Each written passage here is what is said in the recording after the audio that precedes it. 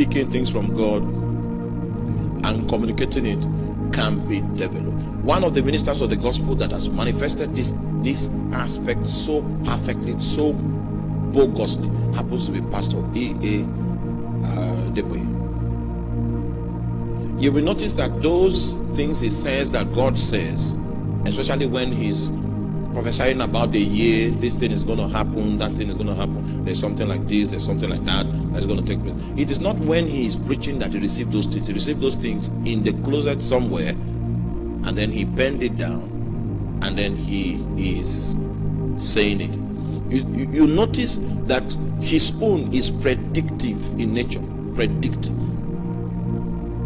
Are you with me? Is what? He has built it. The most mature expression of this kind of flow is when it takes on the predictive mode.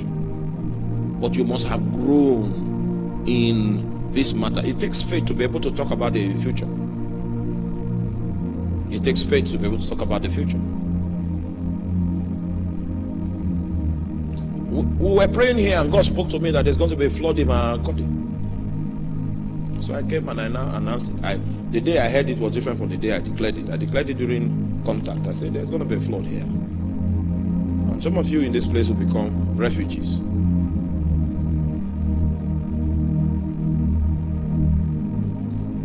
Well, it was rainy season was about to approach, so it now rained, and then 27 poles, electric poles fell. And somebody called me in Lagos and said, your prophecy has come to pass. 27 poles fell in my country. I said, when the thing I saw comes to pass, you will not remember to call me because you'll be a refugee.